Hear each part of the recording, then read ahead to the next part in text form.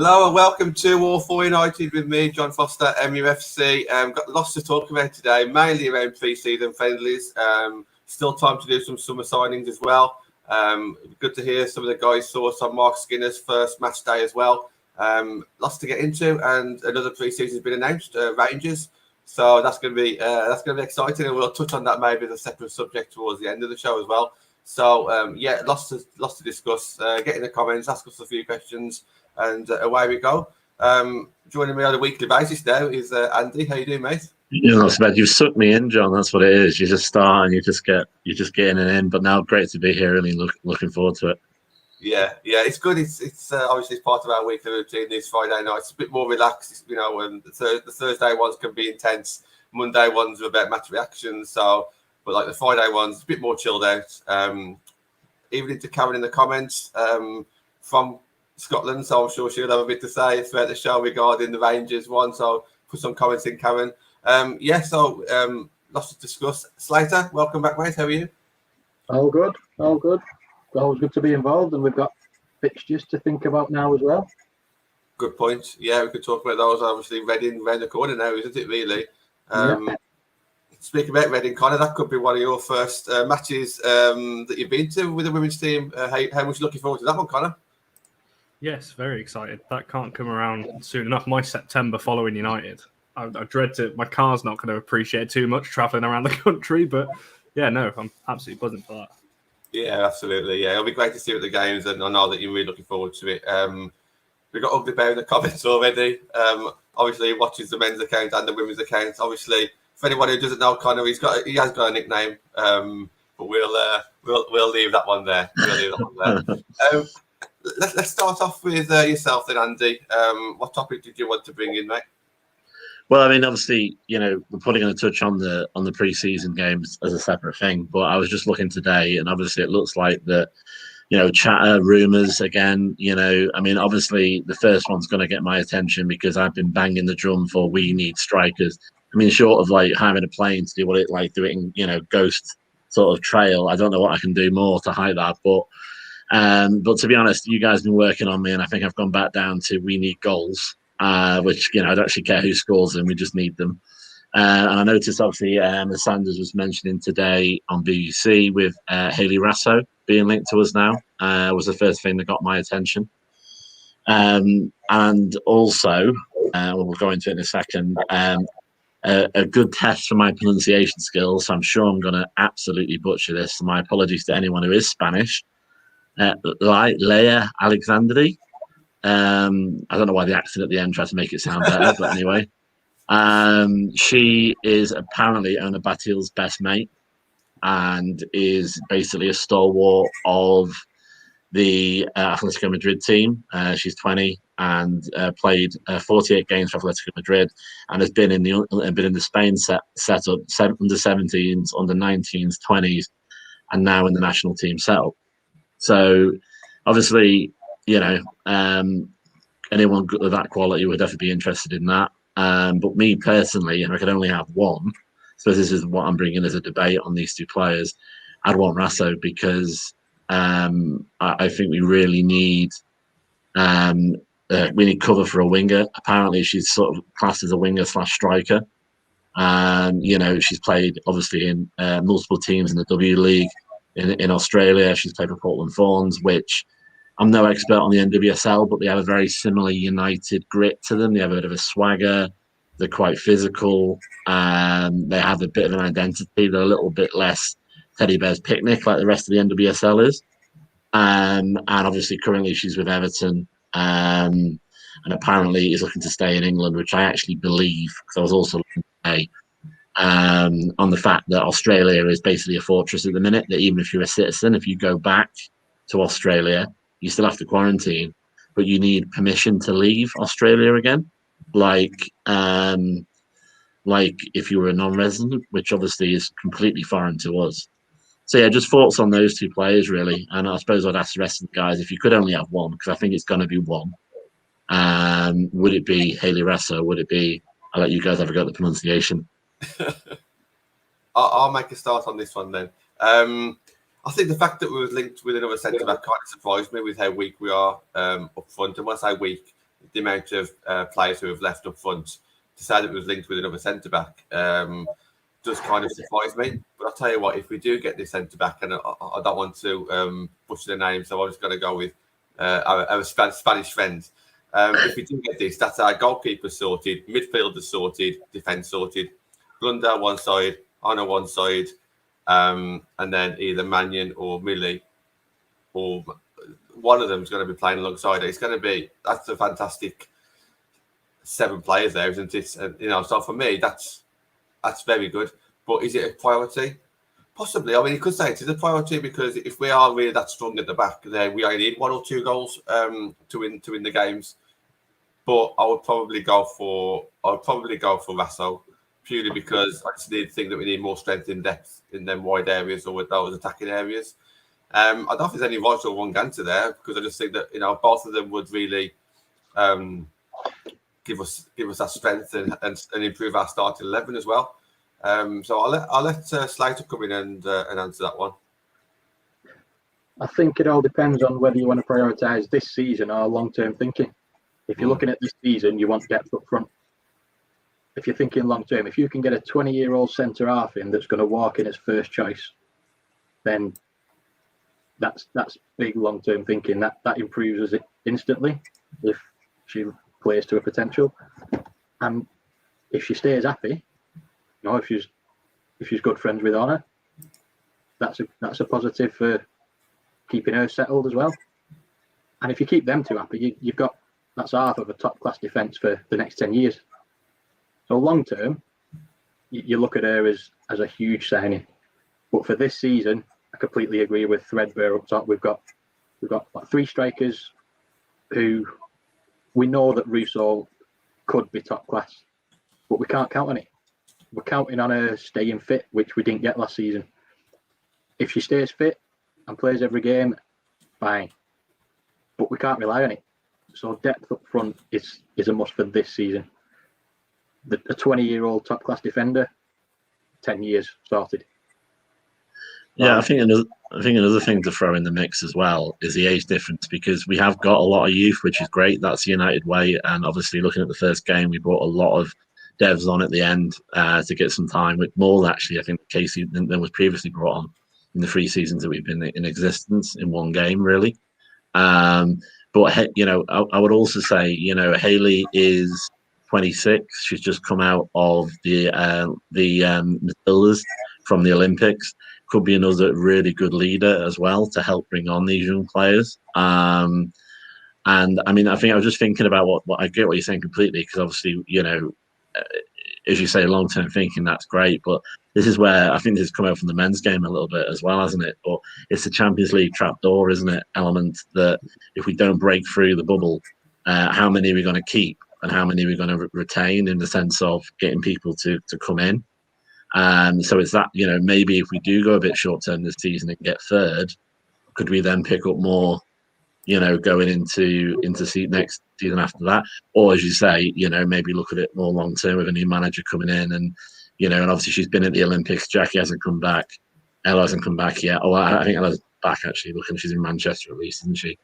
How much time she's going to have to gel with the squad before the game. But I don't know. I was just thinking, like, if the squad was a house, and the defenders are all sorted, you know what I mean? Like, if your living rooms, if your defenders all sorted, and at the minute our sort of like, if our strikers is like a hole in the floor, basically, we really are threadbare there.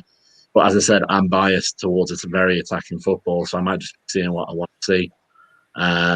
But yeah, I still think Hayley. I think. If I can just jump in there before I bring Conor in. You mentioned, I think it's a good point. I think long-term, short-term plan is important, but you could flip it around and say our short-term plan could be to sort out the goalkeepers, midfield, and defence, and then maybe January next season look at the strikers. So maybe our short-term plan is just to get the centre back in before she goes out to contract. So we just nail that one down. Hopefully, we shouldn't need to touch those 3 areas again, and we can just focus on strikers going forward. I don't want to waste a season, of course, because that could be the case, couldn't it? We could miss out on Champions League by not getting these strikers. But I'm just trying to think of the opposite. Maybe there aren't any strikers out there at the moment that we can get, or that Skinner wants, or Casey wanted, and then we just completely go gung-ho on goalkeepers, defenders and midfielders, and then leave strikers until maybe next summer in the hope that maybe Russo, Thomas, Hansen, Tooney, Galton can all, chip in. I don't know. I'm just trying to play devil's advocate on why we'd choose another defender where we've let 5 attackers go and only brought 1 in. Connor's going to pick yourself. Oh, go on. No, go on. I just kind of wanted to hear Connor's thoughts on bringing like a foreign player in. So obviously we've got an English manager.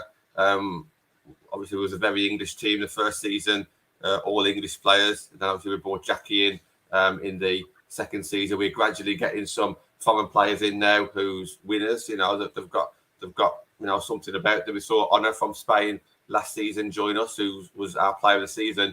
Just interested in hearing Connor's thoughts on like what these foreign players can actually bring to United.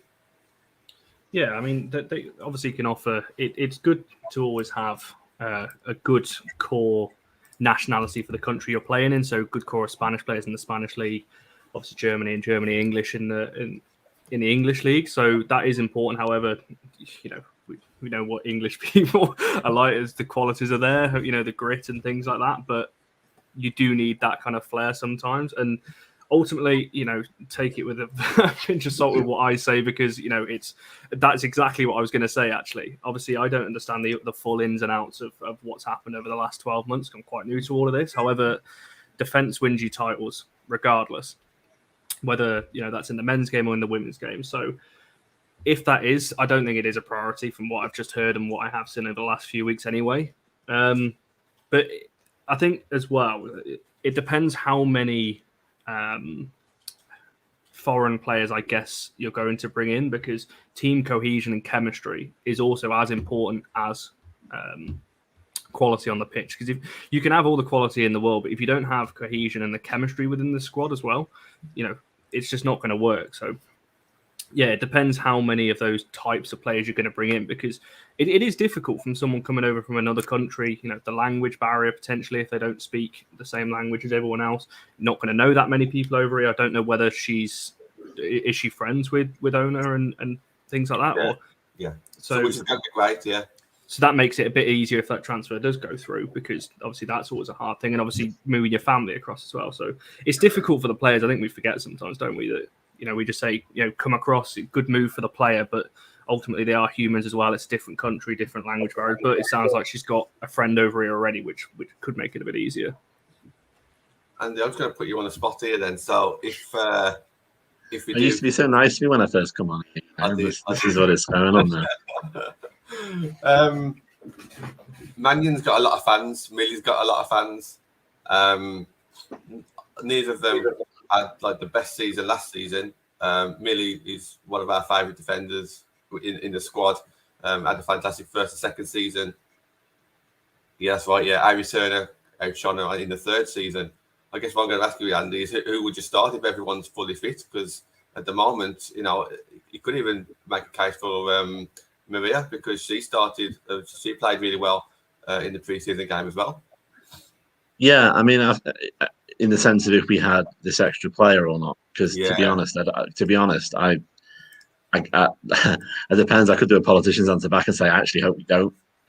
So then it wouldn't be a question. No, I think obviously Mannion, I'd like to see have more, more game time. Obviously, she's done brilliantly with, the way she's endeared herself to the fans, and she seems to have a lot of latitude on social media that other players previously haven't had. So that's really good to see. I mean, Millie is an original. I don't want to get too, weepy-eyed over that, because obviously in the past we've let that colour our view a little bit. But I think from a sort of, a leaders on the pitch kind of point, I'd like to keep her on if I can. But certainly, I mean, another thing I was thinking about with Leia is obviously she's mates with Honor, but Honor's also a defender. So it'd be interesting to see, if friend 1 knocks out friend 2 in the starting 11, or vice versa. How's that going to happen in the middle of November when it's, raining outside in Manchester, and she's thinking, Christ, I could have been in Madrid.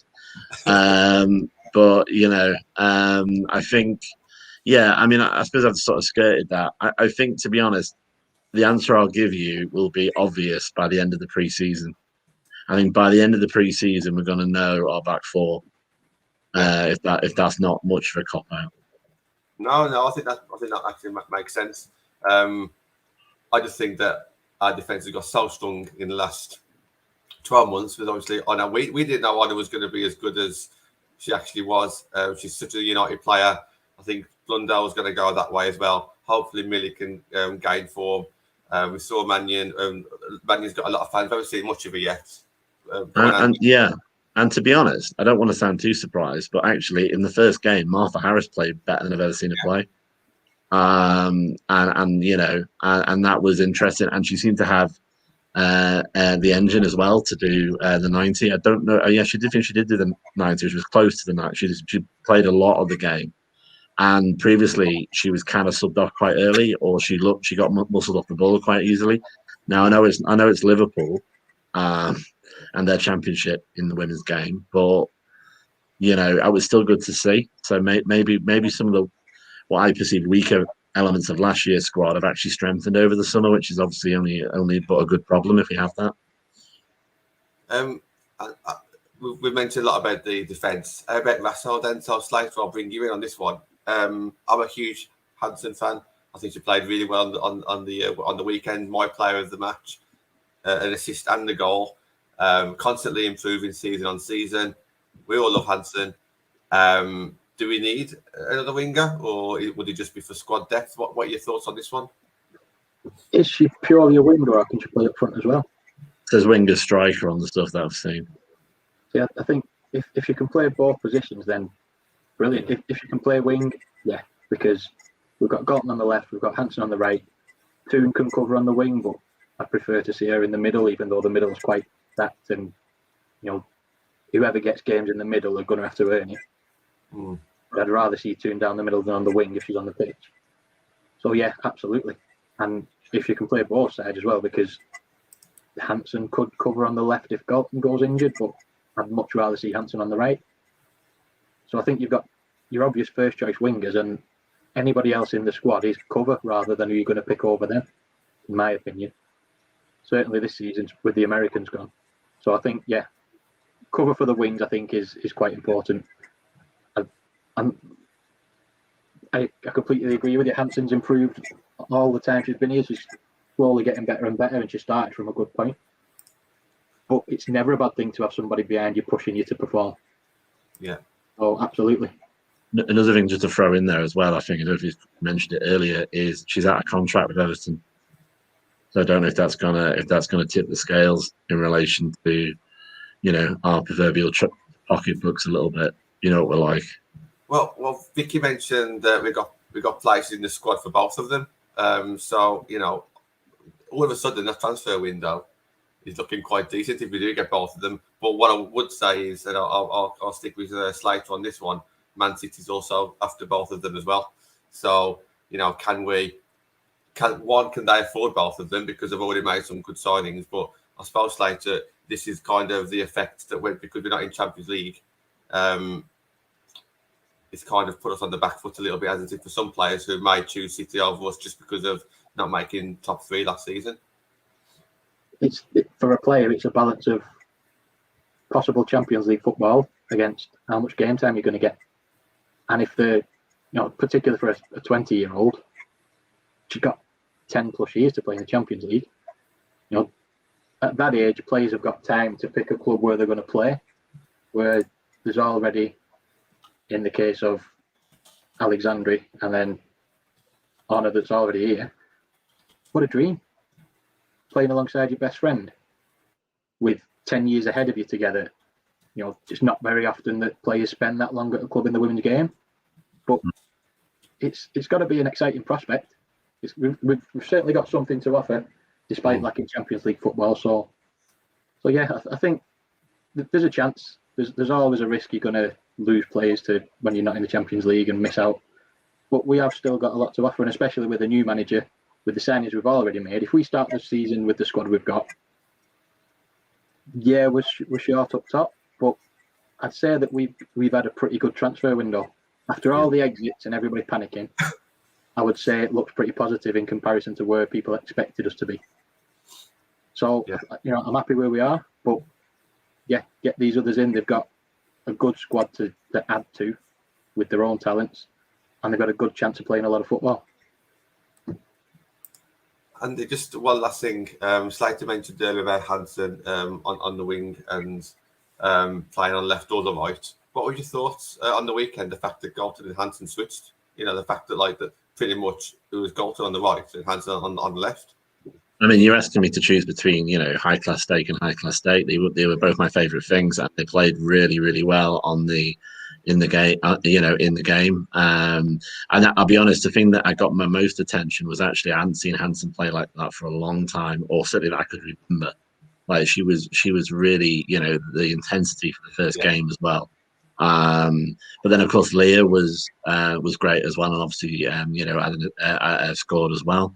But I think the thing is as well, I'm thinking a bit ahead now. Maybe you've rubbing off on me, Slater. I'm starting to think about the future now again instead of just putting them in. But when's Leah Galton contract up? Because I don't care what we need to give them. Gold bars, free access to Old Trafford, free food. I don't care. We need to lock her down for as long as we can, and that's what I'd be worried about as well. Is a sort of short term. Is it a year she's got left or something like that? Was it last January? I don't know if time's gone. I think it was. I think it was January. Wasn't it? Whether it was January just gone or the January before. I don't know if anyone could answer. Yeah, we got Vicky in the comments saying that she's here until 2024. Oh, that'll do. That might make me feel slightly less anxious. I think. Yeah, I'm very, very attached to Leah Galton. Hopefully, we can keep. I think she's our best player by a mile. And actually, Hayley being a Matilda, as a fan of Leah, maybe I'm going to cause the problems if I'm advocating for her to come in. But then I would say I was singing the hymn sheet of Keir Simon, and she's buggered off to Spurs. So maybe actually me mentioning it is a guarantee that it ain't gonna happen. So any Leah Galton fans, you're probably all right. Yeah, I remember Hansen obviously having that 3-year deal because that was the first one that I remember actually having like a 3-year deal, because 3-year deals in women's football like massive, isn't it? And I don't think United have seen many 3-year deals at all. Vicky's in the comments again. Leah Galton and Marcel follow each other on Instagram. If they followed each other recently, have a look, Vicky. I don't know if you can find that out. But you got to love this, haven't you? It happens in the NFL as well. So obviously, that's where I'm sure got the defense wins championships, because that's where the saying comes from in America. But they do it over there. Somebody wins the Super Bowl. It's like so-and-so was on a train and he was delayed, and 5 minutes later he had a chat with this guy who knew his brother, who knew his wife, who was married to this guy who won something. And then suddenly they end up becoming coaches and they fall on their ass. But I don't know how much we can hold on that. They'll have their own, and they'll be interested in football like we are. They might just be following each other for that reason. Yeah, that could be absolutely right. It's just a shame that Vassal's name has been floated around since Simon joined Tottenham.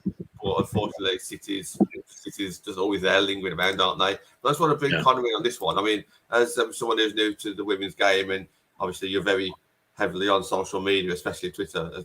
You might be on others as well. I don't know, because I'm not on anything else, but Twitter's the main one. What are your thoughts on the fans' reactions to our transfer window so far? Because Slater mentioned the meltdown at the start of the summer with all the players leaving. A lot of fans don't realise that 9 times out of 10 all the outs leave first, and then the ins come in. So for most fans, it was quite normal. But just wondering what your thoughts are, just kind of reading Twitter and just listening to the odd conversation here and there. I think at the start, obviously, it kind of the back end of the season, obviously with Casey going as well, I think it obviously was negative anyway, and obviously there was a lot of outs, the Americans and so on. But would that have happened if COVID didn't happen last year?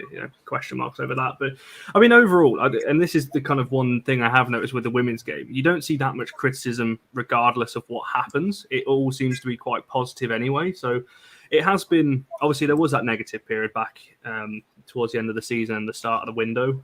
But the one thing that I repeatedly see, and has already been mentioned on this show, is obviously bringing in a forward. That seems to be the one thing, as positive as it is, and everyone's excited for the new season, happy with the squad, give Mark Skinner a chance and everything. That's the one thing I see almost every day. Where's this forward? Where's this forward? Not just me, other people as well. So yeah, I think overall it's positive. Obviously, it's coming up to a new season. Pete fans are going to be positive anyway, and excited going into a new campaign with a new manager, particularly. That obviously helps. But yeah, the one thing I just constantly see is obviously forward. So yeah, you've got to give hope that the United are working on it, but who knows? Yeah. It's like I'll just bring you on this one before we go to our next topic. Connor mentioned about like the meltdown and stuff that we did have, but for me, like some of the basically what I'm saying is a lot of the fans are positive. Man United women fans are positive, but what I have seen over the last 3 years, and you would have experienced it more than anyone, Slater, because you've been here from day one as well. We are gradually getting into a situation now where, as the fan base is growing, there are a lot more negative comments on Twitter. Not half as much as the men's team. It's very, very positive. Women's football is very positive, but I have started to see a difference, and I think I saw it probably last season. I never saw anything in the first 2 seasons. But what are your thoughts about some of this negativity on Twitter kind of creeping in now? It depends on the negativity, because there's negativity and there's abuse, and they're very different things. If you're talking abuse, there's no place for it anytime. You're talking negativity as in offering opinions that might go against the grain, then I think that's welcome, because I think because of women's football's come a long way in the last 10, 15 years. And I think a lot of fans, certainly fans before United came about, fans that have been with it for a long time, I think feel a responsibility to help grow the game. And I think sometimes that's led to exaggerating compliments. You know, something that's quite good can be described as world class. And I think it's almost trying to sell it. And it's probably been important throughout the years to try and promote it and, you know, try and be positive and help the game along. But it's getting big. The standards are rising. We've got more places for more professional players that can dedicate their life to being footballers. So the standards are quickly raising, you know, higher than a lot of people have seen. And I think you need some kind of opposite opinion. You need the range of opinions. And I think negativity constructively, it's got to come about, because not everything's brilliant. People make mistakes. People might try their best and make a mistake. People might get a bit lazy. And we should be able to call them out. So as long as it's polite, constructive, I think it's a sign that the game's getting bigger more than anything else. Yeah, absolutely. Go on, Andy. It's a good job done in virtual, because I think I'd be lifting Slater over my shoulders on that view. I can't agree more. To be honest, I mean, you know, what appealed me to United women was the fan, and was the noise that we were making, and the fact that we actually give the players the respect. Because I think it's a respect issue. You know, if you're sitting there having a family picnic, proverbial atmosphere, you know, and these players might get injured, they're massive, you know, they're doing all the exercises, all the fitness, they're shredding every sinew, and you're going, don't be in the ground, get lost, to be honest, you know, because that's not why anybody wants to be a football player, male or female, I think. And, you know, and that's definitely something that we brought. And I think we grow the game because we believe in, obviously, like with Slater's fancy, and like the positive aspects of football culture, which can grow the game, because fundamentally, this is why we all love it. We love watching the game. We love the camaraderie and the community within the people that go and support United, and obviously other teams, you know, as well. But yeah, I mean, perfect example. You know, I think I can't remember which player, but a few players have said, you know, I think it might have been Steph Horn actually, said that she found it patronising, that she knew she had a terrible game, and that you get people going, well done, you know, and that's just not treating them like an athlete, that's treating them like a child. So yeah, as long as you're saying, you know, if you're on Twitter or on social media, you're saying X player, not happy, had a bit of a, you know, maybe even say I'm a bit of a crap game or whatever, why don't we give Y player a chance? Or I really like this player, what we do with this player, that's fine. If you start doing, especially obviously with the women's game, it's going to be more likely. You start doing appearance-based comments, or comments on, you know, sexist or, you know, homophobia or anything like, you know, no, we don't want you, or Red, we could get lost as well from our side as well. But I think it's actually a good thing. And as I said, I can't support Slater even more than I'm probably doing now, that you have to do that because you're giving them respect as athletes. If you're treating them like children, they know when they've had a bad game, as just like the men, and I know the men's gone a bit further. It can go a bit silly with some of the reviews, but as I say, negativity is just supporting the team by knowledgeable fans, and the more knowledgeable fans we get, the better. Yeah, definitely. Just before I bring Conor in, I'll try to bring him in with his points, with his topics. Just touching on that one on screen. So if we go to be negative, back up with facts. 100%.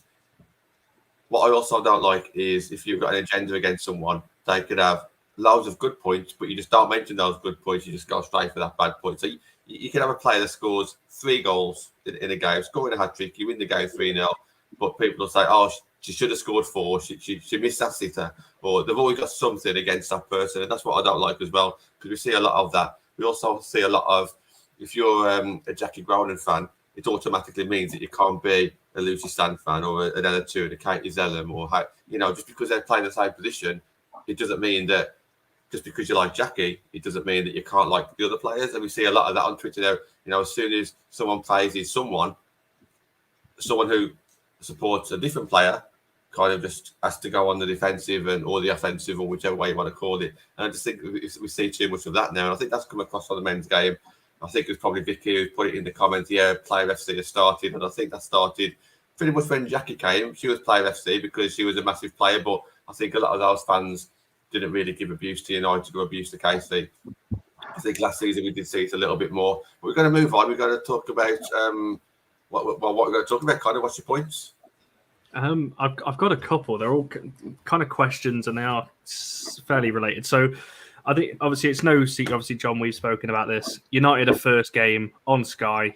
Typical. They were always going to put United on the first game on Sky, weren't they, to showcase what the WSL can offer to a new audience like myself.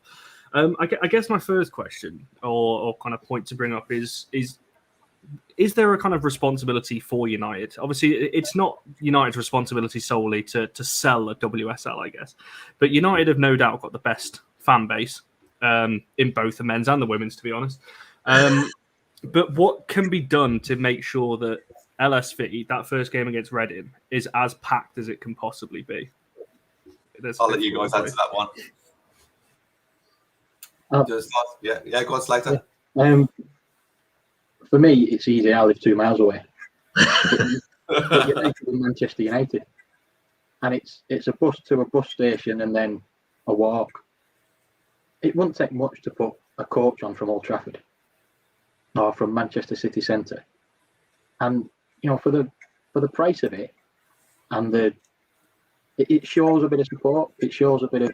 I know that in the men's team, away tickets are subsidised by about, was it £4 or something like that? Every away ticket subsidised by about £4. It's nothing to the club, but even though it's only £4, it's a gesture. And you make the transport easy, then people will use it. People will come. Or if men's season ticket holders get a discount, it's cheap. It's cheap already. But if you've got a men's season ticket, why shouldn't that get you into a few games of the women's team? There's plenty of room. We're getting 2,000 in a 12,000 seat stadium. Even if you made it free for men's season ticket holders, put it on a booking system in case it oversubscribed, but it won't. But it'll increase. So I think there's a lot of practical things the club could do, and that's not even just to help grow the women's game. That's to show support for the women's team and fans of the women's team. Make it one club. Exactly. I'm just going to quickly jump in on the back of what you just said. Obviously, I got brought in, and obviously watching this channel and watching it, like you've just said there, it's still Manchester United. You support the under-23s, the academy, the men's team, the women's team. If you support the badge, you should be. Like I said, I live 120 miles away. I'll be at the Reading game, Chelsea, Leicester away, because it's still the club and the badge that I support. So I think especially for people that are local, and you don't have to be into absolutely everything, but if you support the badge, I don't see why there's no reason for, especially that first game against Reading, because that people say, it clashes with the men's game. That first game against Reading is in the men's international break. So there's not really an excuse. For me personally, I don't know what everyone else thinks. Yeah, Andy as well, sorry. I think, yeah, it's one of those, isn't it? I mean, it's going to be so interesting because they've picked Sky Sports because of us, without sounding too egotistical. They're going to get a great noise. They're going to have all the Sky Sports cameras. They're not going to have the sort of guy in a gantry wiggling around that you get on the FA player, and and it's gonna really light the league up. Any casual viewers will be like, oh, that's great, I'll give a few more games, and they'll see a few Teddy Bears picnic games later on in the week, and then hopefully they'll pick United as their team if they haven't got a team already. But yeah, the problem with Lee is it's a great stadium, but it's in the wrong place. No offense to Slater, I know obviously designing a great stadium outside your house is a dream for everybody, isn't it? But yeah, it's in the wrong place, and we could do with moving it, but we obviously can't. And there isn't really much space next to Old Trafford to do a city in the sense of like the Academy Stadium and that kind of thing. And to be honest, that's probably would be too small for us in a few years anyway. But yeah, I definitely think they could have put a coach on even for the first game. Apparently, for the first ever game they did, I actually didn't go to that one. It was just before my time. That was against Reading as well. So they could easily do it as a thing. But maybe they're just wondering who's actually going to come after all the COVID concerns and after all the massive break, with obviously us not being in the stadium. What they don't realise is you've got people like us who are like chomping at the bit, ready to sort of break the door down to LSV and just be there and be 10 times louder than we ever were previously. And we were not quiet last time. But it's an interesting point what Conor was saying there, and if you just got to commend people like that, I live in Rochdale, which is obviously Greater Manchester, and but even it's not easy to get to Lee even from here. But I got dragged into to liking football through the women's game, but I've got more and more like drawn into the badge as well, and being proud of being a fan of United. And I don't think I've actually ever mentioned this to anybody, but I'm probably going to be watching the men's game tomorrow, which doesn't sound like a big deal to anybody, but I don't normally follow the men.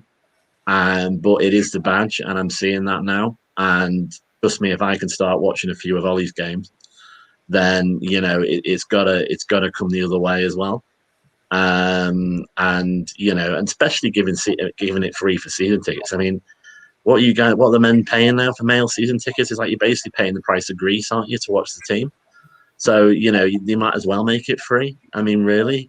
And then you could even do some positive PR. You could say 20% of our season ticket holders have been to one female game, one women's game, or something like that. I think if I could just answer that one as well, Connor. Anyone who watches these shows knows one of my biggest passions is to try and fill the stadium, and obviously we're about 10,000 away on a regular basis because I think the capacity is 12,000. But I think there's been so much good stuff that's happened over lockdown regarding Man United women's team with what we've done as fans, with what the Twitter accounts have been doing, and I just think that we've done a good. We've brought in players that's helped grow our fan base as well. What I would like to see now is kind of people kind of putting the money where the mouth is. Now you've been joining the Twitter, you've been talking about Twitter. I'm not saying if you live in India, come to games. I'm not saying if you live miles and miles and miles away. But there's fans out there that would travel to the men's game. There's fans out there like me and Connor who would travel to the under-23s. If you've been chatting about the women's team or if you're interested, this is the time now to actually stand up and kind of be counted. You don't have to go to every game. If you're working on a Friday night, then you can't come. I understand that. But if it means that you might have to catch a bus or two, or if it means that you have to travel to get there, then if you're a fan of the team, then just give it a go. At least just give it a go. If it's not for you, then maybe don't do it. But I think the only way people are going to go now and actually start raising those attendances is people who've never been before actually start thinking, okay, I'm actually going to do this. I remember my first time, and obviously I don't know if Natalie's still watching, but the first season I didn't go to games. I was just watching highlights on MUTV. I had no one to go with, no mates local that supports women's football. But I got onto Twitter, got chatting to Natalie, and then I bought a season ticket without even buying any other ticket. I just bought a season ticket for that second season. And then I went up there and obviously met Natalie and Andy. I think he was there as well, was it you? And yeah. And then obviously I haven't looked back since. So if you are a fan of the club, like Connor said, it doesn't matter if it's the men's or the under-23s. Just go. And if you don't like it, then at least you've tried it. But at least just give it a go. Slater, if you want to come in on that one before I come back to Connor. I completely agree.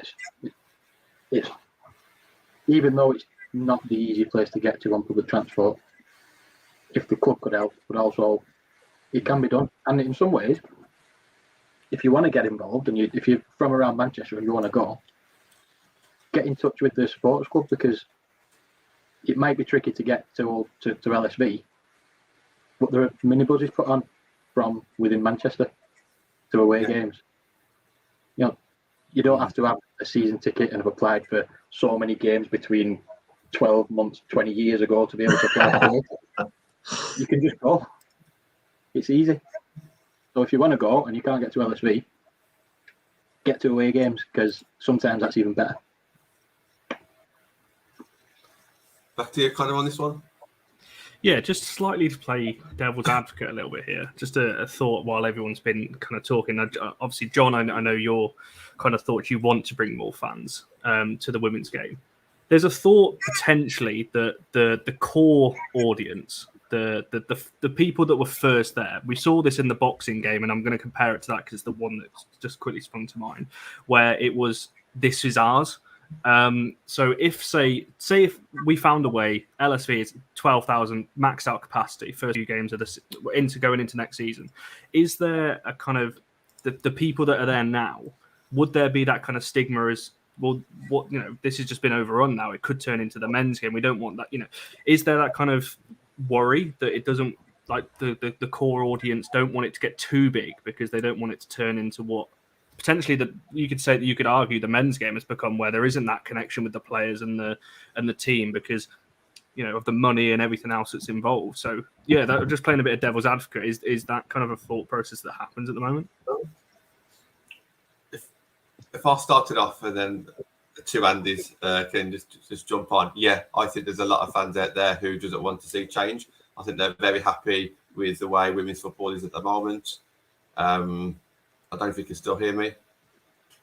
Yeah, we can hear you. Sorry, my screen's frozen. I just carry on talking anyway. I think there's a lot of fans out there who are happy with women's football at the moment and they don't want to change it. They enjoy the fact that it's kind of exclusive. It's still kind of niche to some people to get to chat to players after the game or before the game or wherever. And there's a lot of perks that may eventually start disappearing.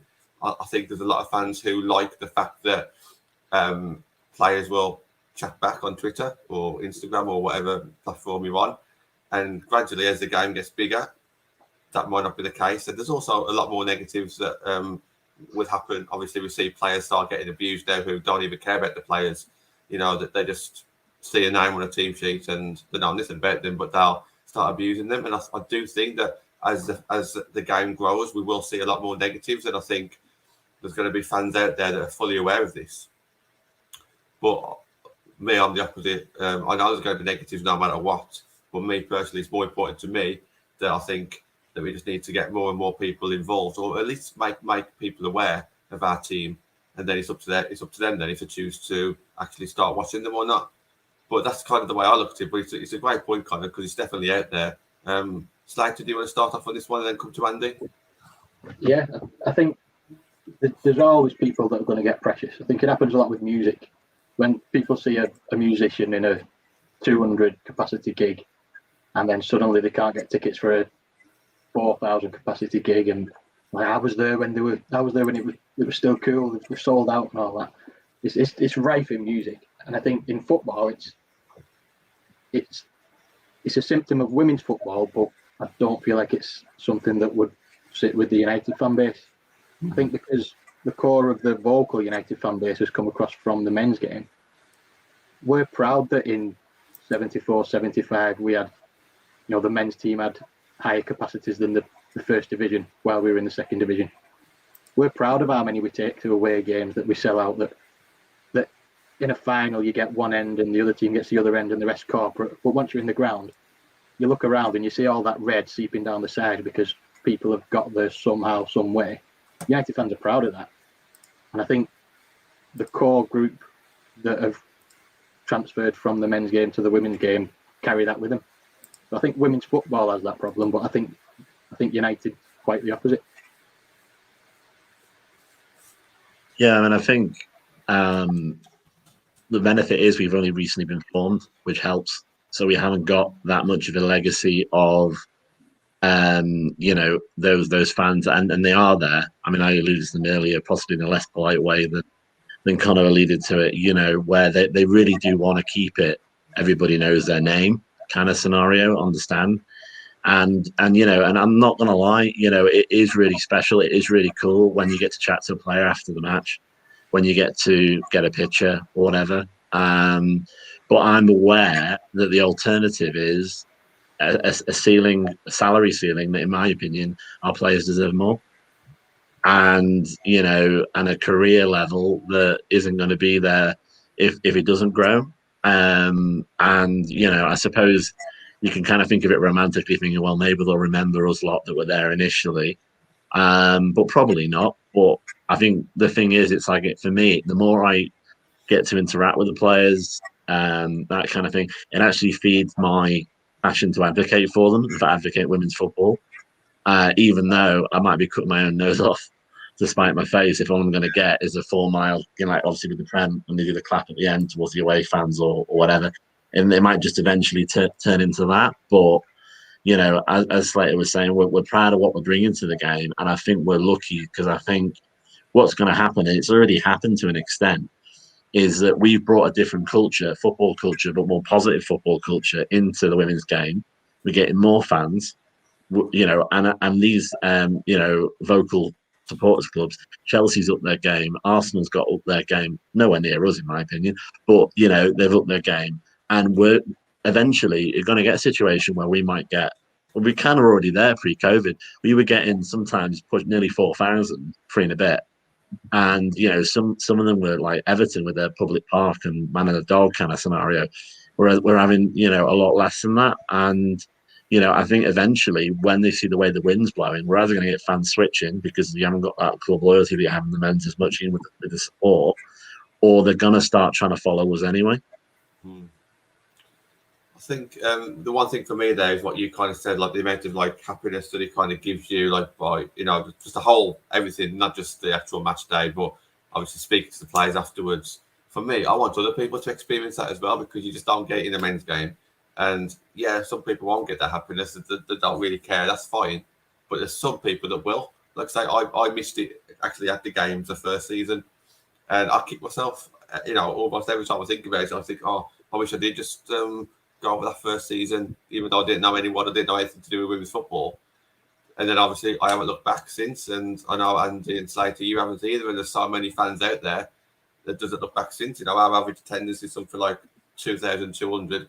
We sell loads of season tickets every year. That's probably going to keep on increasing. Once you're in it, aren't you? But yeah, I just want everyone to experience kind of what we're experiencing, because I know that it touches every one of our lives, day in, day out, whether it be on a WhatsApp group, Twitter, YouTube, preparing for YouTube, Slater your fanzine, which we'll discuss towards the end of the show as well. There's just so much that people are missing out on. And when we play as the men's team, when the men's team play on the Saturday, we play on the Sunday, the women's team, under 23s on the Friday, with the Monday, that's triple excitement for me. Whereas people who just support the men's team, okay, you're excited, you're happy with one. But I'll tell you what, I'm really excited there that the men's team won. I'm going to be even happier tomorrow when the women's team. There's just so much excitement there that people are missing, and that's the kind of message that I want to kind of put out there as well. I'll just pick one bit. So I know I've took a bit there, but I've just thought of something that I forgot. It's the problem, you see. You got me think. You got to be switched on and thinking now. But the one thing I would want to keep from the women's game at the moment, that I've never really been to the men's game. I've never really been to that many games, so I don't know how better it is. But it is very LGBTQ inclusive on the women's game side. And, and I don't know if that's just organic or how that's actually came about. I know obviously we've got Rainbow Devils now as the official LGBT supporters group within United, which is a male and women's game club. But I must admit, one of the things that initially brought me through, as an LGBTQ person into the women's game was the fact that I just felt a bit safer, which is no offense to anybody, because you say there's lots of crossover fans, and I can tell you that's not based on any facts whatsoever. That's based on, I don't know, it's just based on unfortunate feeling, really. And actually, now I've got to know a lot of men's fans, I actually probably would feel happy to go and be in the men's crowd if he could get into Old Trafford or something like that. But as long as we can keep, and that'd be good for the overall game anyway, obviously to push the inclusivity element. As long as we can keep that when it grows, I think we will have a special product in the women's game. We'll move on. Connor, I hope that kind of answers a few things there. I know that you're probably just like feeding off our passion as well, the same way as we feed off everybody else's passion. Natalie on screen, that LJ goal against Liverpool, that was our first WSL goal. I think it was the third game in the second season. That's a goal that I don't think anyone will ever forget. I think it's just absolutely amazing. So if ever you see, I'm sure you can probably YouTube it or find it on Twitter somewhere. But the pop of the crowd when we scored that goal was probably the loudest pop I've heard in women's football, to be honest. So yeah, definitely a memory there. Slater, come to you for like the last 10 minutes. Shall we discuss pre-season games? So obviously we got that draw against Liverpool. Still got 3 more to come now with Rangers being announced. What are your thoughts on these pre-season friendlies? I think it's not something to worry about. It's not something to worry about results for, but especially with a new manager and some new players that are almost certainly going to be starters, it's essential to get them together, try things out. What quality you're going to be playing against, you never know, but how up for it you're going to be as well. You don't want to go hell for leather on it and get injured, especially with our history with injuries. We struggle training and staying fit, so I think it's just going to be good for Skinner to get to know the players, get to know the routine of match day. Because I know in the women's game, there's a thing about kick-off time preferences or something for your home games and stuff. And, it seems bizarre to me. It should be 3 o'clock Saturday unless you're on telly. And even that is annoying. But yeah, I think it's a big chance for Skinner to get involved and get to know. And us to, the Rangers away game, there's going to be fans there. I'd love to be going, but Thursday evening, I struggle for the time off work. But as soon as I saw that there were going to be fans there, I thought, if work was more flexible around it, I'd be straight there. That's right up my street.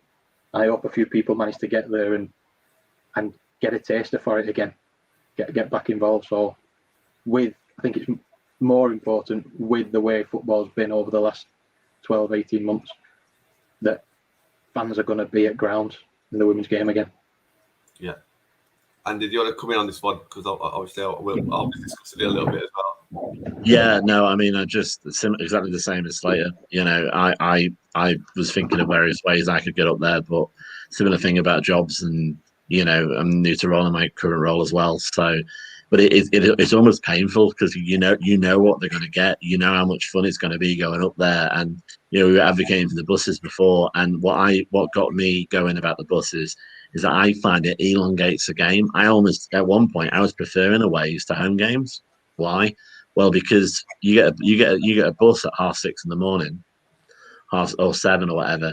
You get the atmosphere, you get Nat and you get others, making a hell of a noise all the way down. You get the game, and if we won, and even if we haven't, you still get a great time on the way back. So it basically makes the game, instead of 90 minutes, it kind of makes it nearly 12 hours.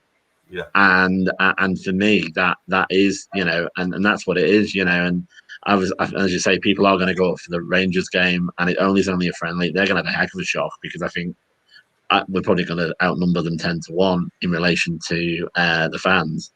And yeah, I'm just sitting here thinking I'm really going to miss it, and I'm just going to try and say it as a mantra that don't worry, Reading isn't that far away. But yeah, going in relation to the main pre-season, as you say, the results don't matter, and I'm trying to look at it as a player thing. What have I seen of players rather than what's the overall result? And obviously, you would hope we do well against Villa, tomorrow. But yeah, I'm just wishing I was on Thursday. So I'll put this comment on screen from our Chelsea fan. David, you often come on the show, by the way, and talk about. You always talk about United and stuff, but it'll be interesting to hear what your opinions are on Chelsea as well. So let us know on the next shows about what your thoughts are on Chelsea and what your expectations are next season, because I'm sure your expectations of it are really high. But I just want to put this comment on screen because it's very relevant to what's happened in the last 3 or 4 hours. So basically saying that the supporters group can rally together to provide transport. So basically, I live about 6 hours away from Glasgow. It'll take me about a couple of hours to ride up to Manchester, and then another 3 or 4 hours to ride up to Scotland. And to be fair, I wasn't going to do it. You know, I was quite cheeky. I said, look, if I can get to Manchester, if someone else is driving, I'll happily pay petrol, and I'll come up with you. And now they've all rallied together and they're getting in some sort of transport, and I'll jump in with them. And I think that's just a great way of everyone's working together, supporting each other. And I've offered lifts to people in the comments, and I will be going up with someone who doesn't live anywhere near me, but he's on the way. And this is what we do. I'm sure it's not just United fans. I think it's fans across the world. But this is just a great community that we have in football, where you do meet people who you probably never even met in real life. But Vicky said it in the comments. I'm sure you said it earlier tonight, Vicky, saying that if people can get to Lee, you can go help them from there. And I think that's it. I think, we're just dying just to be there to support our players. There's no way I was going to drive 6 hours to Scotland, 6 hours back, when I've got to work the day before and the work the day after. But now that there's some support there for me, that's another voice that the players can hear in the crowd. And I think it's just a great thing that we do, especially us. But I know we're not the only club that does it, but we do it really well. We do put that Barbie bus on, and that's going to be really exciting to be a part of. And it's great. And obviously, Vicky's just put another comment in there as well. So yeah, I just want to finish the show with yourself. Then, I mean, how excited are you to be joining this women's team community that you probably never even heard of like 12 months ago, and all of a sudden now you're gradually getting more involved, and you are going to be a big part of it next season? Yeah, it's really weird because obviously I used to follow the women's team anyway since the creation. Here and there, just have a look out for the results, similar to what I do with my local team who are in like the 14th division of football. So I just kind of kept an eye on it. But it's only been the past year of really kind of taking an interest. And what has actually surprised me, and obviously John, we've spoken about this a lot, is the community. You kind of get it in the men's game. It's not massive. You do meet people that, like you said there about travel and things like that you can do. But the one thing I've noticed already in the women's game, and I haven't even been to a game yet, is that kind of camaraderie and the kind of community feel that you do get with it. So yeah, there's a reason, like I said, I didn't, like you, John, I didn't just buy a match ticket, straight in with a season ticket, right, go into that one. As soon as I can get Leicester away, be it Leicester away, I'll be at Birmingham away, Chelsea at home. So yeah, I just can't wait, because I think part of the excitement is obviously I don't know what to expect. Obviously, I can listen to you guys and listen to people that go on what to expect, but until I'm there and experiencing it, it's a whole different thing. And yeah, I just think it's going to get bigger and better, which is why I asked the questions earlier about what the kind of feel is around new fans going to the games, because obviously that is going to be me next season. But yeah, no, I think it's going to be brilliant. I just hope that it continues going as it is. I've got a couple of people that obviously John and Nat and people on this channel brought me in. I've then spoke to people, and then now they're getting involved as well. So it is like a snowball effect. So yeah, as you could probably tell by the way I'm speaking, it's I am really excited for it. Especially, like I said, Sky Sports Friday night. They know what they're doing. They know it's going to be loud. So yeah, bring it on. So Andy, just finishing up for yourself then. Your second article, Barmy article. When did you out? What can we expect? What do you want to say on that one, mate? I'll just correct you with the Slater on this show, because Andy looked a bit like what? Oh, sorry, yeah, sorry. It's all right. When people work out my surname, you'll get why we've done it this way around. But there you go. Go on. Yeah. Issue 1 came out in May. I'm sure many people have heard this before and probably read it, but it came out in May. It sold enough to guarantee an issue 2, which is in about a week and a half. It's going to go to the printers. There are a couple of things to finalise on it, but very excited about this one. Partly because it's slightly bigger, there's more content, and also because I'll have a game to sell it at in person, which is how fanzines should be sold. In the men's game, the fanzines in the men's game rely on selling outside the ground, and they've struggled through lockdowns. Slightly different with the women, because the fans are a bit more spread out. I've relied on Twitter and selling it online, but getting those new people at the grounds and who can come and have a chat and pick it up in person and stop funding PayPal and put the money straight towards the following issue of the fanzine, then I'm really looking forward to that. Yep, John's got an article in issue 2 about his journey from women's football novice to host with the most on 5 nights a week. So you can look forward to that from John. We've got Matt wrote a season review in the May issue. He's doing a season preview for this one. Zoe is often on the show. She's a regular. She's writing an article about the refs. We've got alternative view on Casey Stoney from Jack. He's wrote an article about opinions on her leaving and her performance. And the thing I'm most excited about is the ex-player, player who played for United from 1997 to 2004. Very excited for that one going out. I've wrote it. I interviewed her, wrote it. She was very keen to get something out there about it not being the first ever. It being, the club weren't formed in 2018; they were reformed. There's a lot of history gone before that, and it's important to celebrate that, which I don't think the club do enough. So I was very pleased to get her involved and put that in issue 2. So I will have copies of issue 1 with me on that first match day as well. So anybody who's not got that can pick that up along with issue 2 if they want it. I do have copies left, still available. You can get them from the Twitter page as the link. So my Twitter name's there. But if you go on there and you can get the link if you want to buy it online, or if you go into the first game, get both at once and write for it as well. If you've got something to say, get in touch and you can be in it. It's for everybody. That's excellent. Yeah. We're going to end the show there because we've gone just over an hour. Thank you to everybody in the comments. We had some good numbers tonight, so thank you very much. Thank you, Connor, for jumping on. When's your next show on the men's account, mate?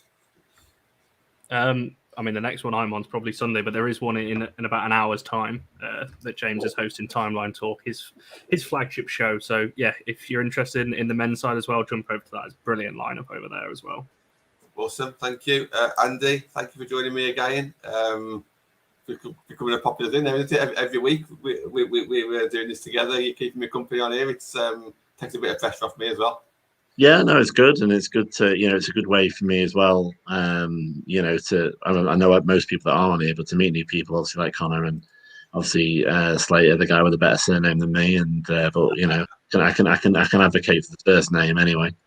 And yeah, it's going to be even greater when we get into the season, and we can obviously feed off each other and bounce off each other. And I'm even more jealous now that I'm not there on Thursday. So that's me. And Slater, thank you for coming back. You have to come back on in the next 2 or 3 weeks, especially when the Barbie article comes out, and we'll sort that out as well. So thank you for coming back on. We are going to end the show there, guys. Saturday, we've got Ben and Matt's Saturday Night Live, as always, on Saturday. And then start a fresh week Monday. Probably a match reaction show for the upcoming Villa game. So we're looking forward to that one as well. And that's it, guys. I'll speak to you all soon.